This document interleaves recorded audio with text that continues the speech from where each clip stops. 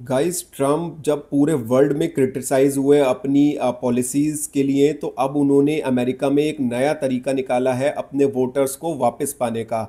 अब वो अमेरिका की टेक कंपनीज को टारगेट कर रहे हैं और अब वो बोल रहे हैं कि जितनी भी टेक कंपनीज आउटसोर्स करती थी अपनी जॉब्स इंडिया में, वो करना बंद करें।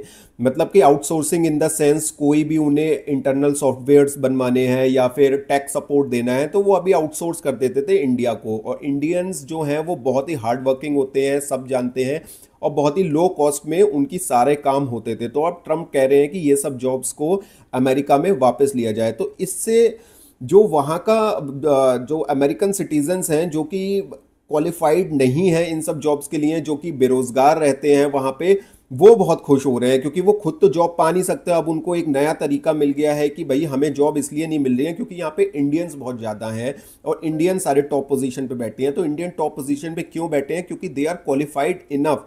और वो एक रूल ऑफ लॉ के तहत अमेरिका गए हैं, वीज़ाज उनके लगे हैं, अमेरिका ने खुद उनको कैंपस प्लेस करके बुलाया है, आईआईटीएंस हैं, टॉप पोस्ट पे बैठे हैं।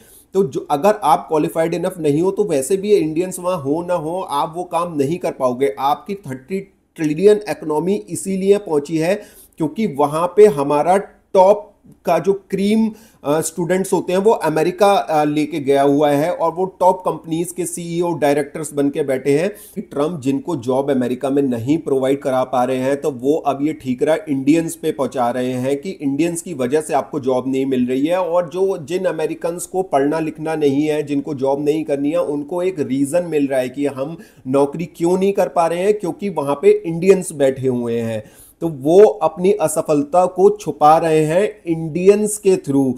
भाई, इंडियंस आपकी जॉब इसीलिए ले रहा है वहां पे क्योंकि आप क्वालिफाइड नहीं हो।